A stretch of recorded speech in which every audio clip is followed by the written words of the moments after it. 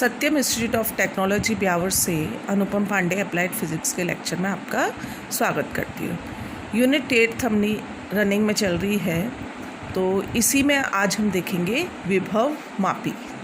देखिए विभव मापी क्या होता है, जिसे नाम से ही पता चल रहा है, विभव नापने का उपकरण। और वोल्टमीटर से भी हम विभव नापते हैं। तो विभव मापी एक ऐसा उपकरण होता है जिसकी सहायता से विभवांतर या विद्युत वाहक बल का यथार्थ मापन किया जा सकता है। इसकी सहायता से ज्ञात विभवांतर वोल्टमीटर से ज्ञात विभवांतर की तुलना में अधिक यथार्थ होता है, मतलब उसकी एक्यूरेसी ज़्यादा होती है। क्यों? क्योंकि यह अविक्षेप विधि पर आधारित उपकरण है। अब ये देखिए विभव मापी वोल्टमीटर की तुलना में श्रेष्ठ क्यों है। तो देखिए जब वोल्टमीटर की सहायता से हमें विभवांतर का मापन करना है, तो चालक तार या प्रतिरोध तार को हम वोल्टमीटर के समांतर क्रम में लगाते हैं।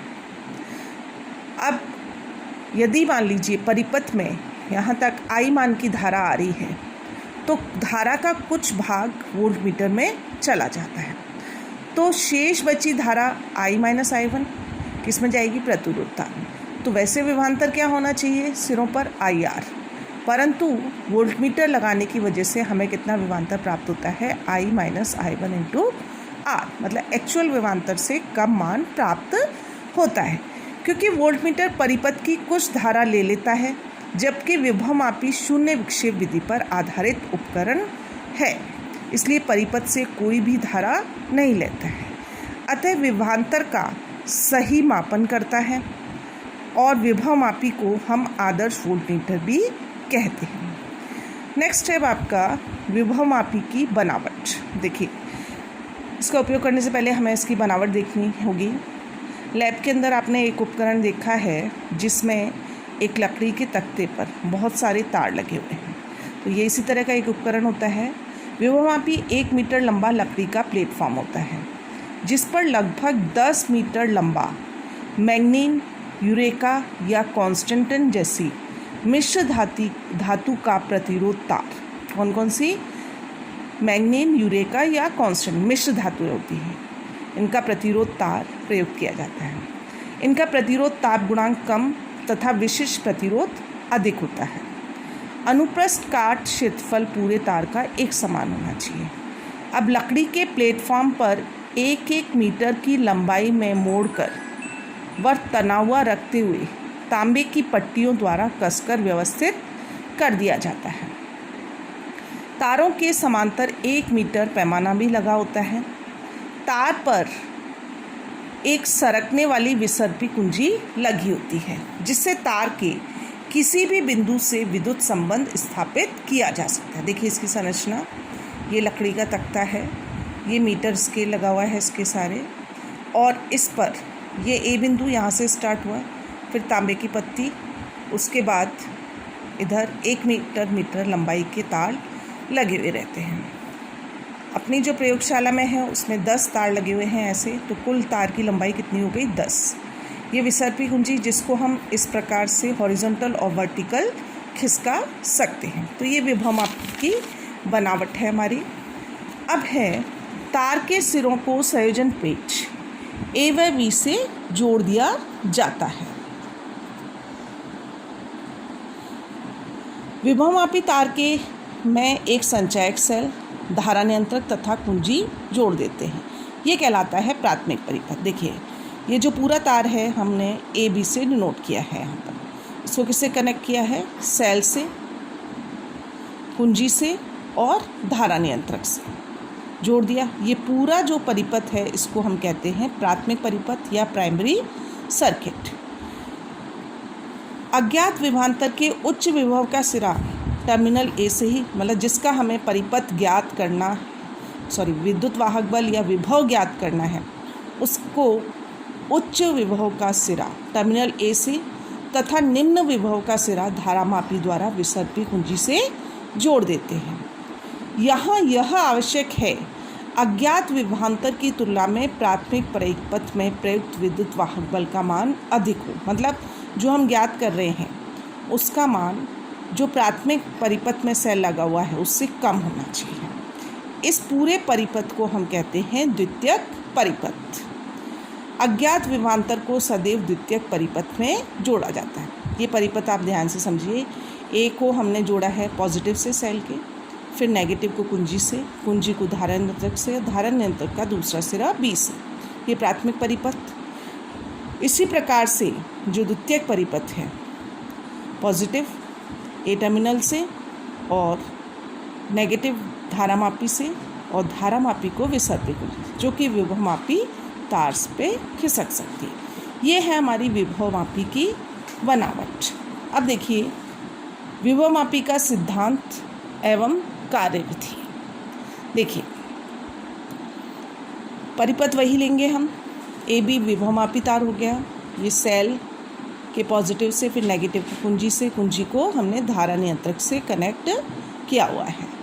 उसके बाद द्वितीयक परिपथ में सेल जिसका विद्युत वाहक बल ज्ञात करना है और धारामापी। तो विभवमापी का सिद्धांत किस प्रकार से है आपका कि विभवमापी तार एक, ये तो प्राथमिक परिपथ की बनावट है आपकी। ए बी को ईपी वोल्ट विद्युत वाहक बल के सेल, कुंजी के तथा धारा नियंत्रक RH से के साथ श्रेणी क्रम में जोड़ा जाता है। इस परिपथ को विभवमापी का प्राथमिक या मुख्य परिपथ कहते हैं। अज्ञात विद्युत वाहक बल E जिसका मान ज्ञात करना है, उसके उच्च विभव को बिंदु A से तथा निम्न विभव को धारामापी G द्वारा जॉकी J से जोड़ते हैं। इस परिपथ को द्वितीयक या गौण परिपथ कहते हैं।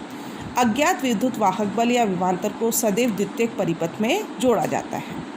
देखिए सर्वप्रथम प्राथमिक परिपथ की कुंजी K को लगाने पर संचयक सेल EP के विद्युत वाहक बल के कारण विभवमापी के तार पर एक समान रूप से विभवांतर वितरित हो जाता है। मतलब जब हम इस कुंजी को लगाएंगे तो अभी हमने इससे कोई कनेक्शन नहीं करना है, तो ये पूरा विभव इसके ऊपर फैल गया, डिस्ट्रीब्यूट हो गया, वितरित हो गया।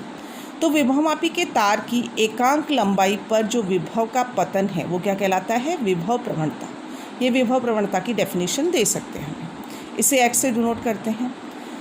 इसका मात्रक क्या हो जाएगा? एकांक लंबाई पर विभव पतन है तो वोल्ट पर मीटर, और अगर सेंटीमीटर लेंगे तो वोल्ट पर सेंटीमीटर। विभवमापी तार जो है उसकी विभव प्रवणता ज्ञात करने की जो प्रक्रिया है वो उसका मानकीकरण कहलाती है। अब देखिए विभवमापी तार की लंबाई अगर L है तो विभवमापी तार का विभवांतर E हो गया, तो विभव प्रवणता बराबर हो जाएगा विभवमापी तार का विभवांतर बटे विभवमापी तार की लंबाई। x बराबर यानी विभव प्रवणता बराबर E/L। यदि विभवमापी तार का प्रतिरोध R है और विभवमापी तार में प्रवाहित धारा I है, E बराबर हो जाता है IR। x बराबर IR/L। R/L क्या हो जाएगा? लंबाई है नीचे, विभवमापी तार की एकांक लंबाई का प्रतिरोध। इसको हम यहाँ रो से नोट कर रहे हैं। तो यदि विभवमापी के तार पर A बिंदु से L दूरी पर कोई बिंदु P लें, A व P के मध्य विभवांतर V का मान क्या होगा? देखिए V बराबर x × L। क्यों? x क्या है? एकांक लंबाई पर मान हो गया विभव का मान। तो L लंबाई के लिए यदि हमें ज्ञात करना है तो V बराबर XL हो जाएगा। तो यदि V is greater than E है, मतलब V का मान अगर E से ज़्यादा होगा तो परिपथ में धारा AEGP एक ही दिशा में प्रवाहित होगी तथा धारामापी में एक दिशा में विक्षेप उत्पन्न होगा। मतलब धारा किस तरीके से प्रवाहित होगी? AGPA इस डायरेक्शन में प्रवाहित होगी धारा। इस प्रकार से AEGPA की दिशा में धारा प्रवाहित होगी। देखिए ये सर्किट देखा है हमने, इसमें ये जो है आपका इस प्रकार से, तो ये P1 लंबाई ज़्यादा हो गई तो मान ज़्यादा आएगा, और अगर कम आती है तो V is less than E हो तो परिपथ में धारा AP2GEA की दिशा में धारा प्रवाहित होगी तथा धारामापी में पहले के विपरीत दिशा में विक्षेप उत्पन्न होगा। इस प्रकार से विभवमापी के तार पर जॉकी की सहायता से ऐसा बिंदु प्राप्त किया जा सकता है जहां जॉकी को दबाने पर धारामापी में कोई विक्षेप उत्पन्न नहीं होगा। इस बिंदु को हम कहते हैं संतुलन बिंदु, बैलेंसिंग पॉइंट। मैं एक बार फिर से समझाती हूँ आपको। देखिए सर्किट तो एज इट इज़ है, बस हमें क्या करना है, जो जॉकी है उसको तार AB पर हमने खिसकाया। अगर हमारा यहाँ बिंदु P1 मतलब ज़्यादा की तरफ जाता है विक्षेप, तो इसका मतलब ये है कि दूसरी तरफ अगर जा रहा है तो हमें कम की ओर जाना है। और यदि विक्षेप विपरीत दिशा में हो गया पहले के, तो उस कंडीशन में इन दोनों के बीच में ही हमें ऐसा बिंदु प्राप्त होगा। और वो संतुलन बिंदु कितना प्राप्त हो गया, जो कि A से L लंबाई की दूरी पर है। AP बराबर L, इसको हम कहेंगे संतुलित लंबाई। तो अगर मान लीजिए यहाँ विद्युत वाहक बल V है, V का मान अज्ञात विद्युत वाहक बल या विभवांतर E के बराबर होगा। तो V बराबर XL, वो किसके बराबर है, E के बराबर। तो E बराबर हो गया हमारा V बराबर XL। इसकी सहायता से अज्ञात विद्युत वाहक बल का मान ज्ञात किया जा सकता है। और यही हमारा क्या है, विभवमापी का सिद्धांत है। विभवमापी अविक्षेप विधि पर कार्य करता है।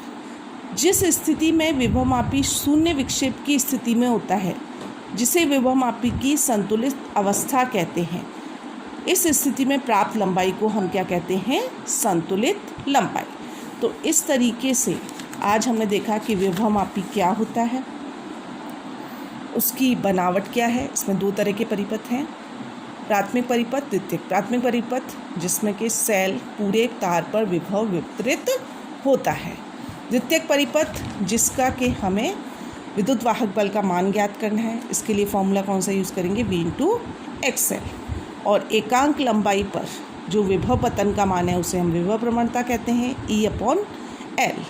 और विभवमापी का जो सिद्धांत है वो यही है, अविक्षेप विधि पर आधारित है। संतुलित लंबाई, जिस लंबाई पर जाकर के ये संतुलित होता है उसे हम क्या कहते हैं, संतुलित लंबाई।